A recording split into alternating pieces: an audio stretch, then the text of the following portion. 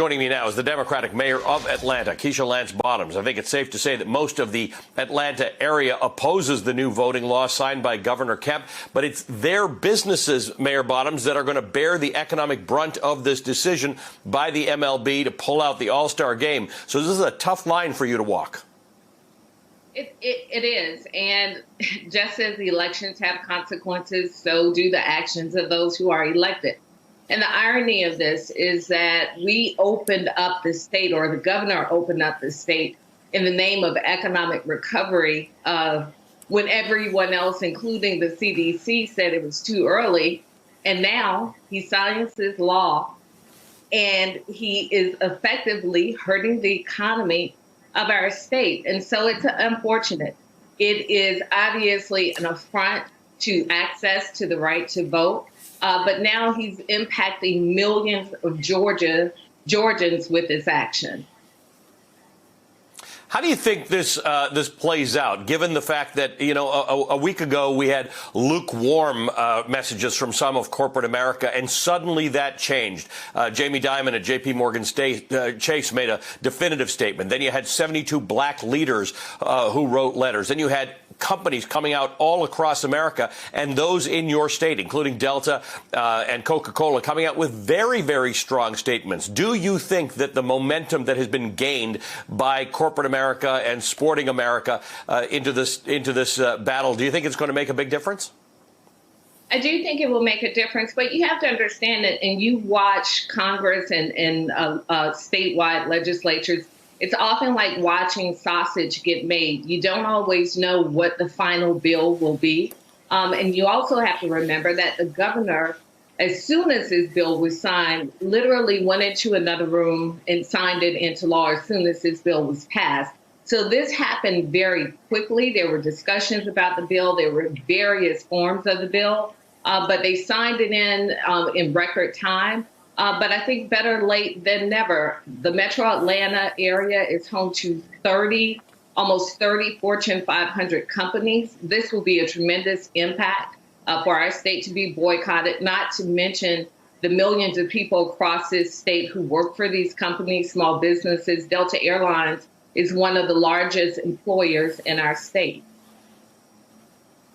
Mayor, you obviously have to have important and strong relationships with these 30 Fortune 500 companies in the Atlanta area. They are hometown companies. How do you negotiate this with them? Because they didn't come out clearly enough about this bill. In fact, Delta put out a statement that seemed almost complimentary of the changes that had occurred to this bill that still kept it as a pretty bad bill. What happened to change them all into this place where they seem to be solidly behind the efforts to overcome this law? Well, very clearly, the threat of an economic boycott is a driving factor. And again, there were various forms of this bill going through the legislature. And so I believe that once everyone had an opportunity to read the final bill and then to hear the outcry, then it certainly made a difference. But this is a governor that literally has struck out with two presidents. He was on the wrong side of Donald Trump, and now he's on the wrong side of Joe Biden.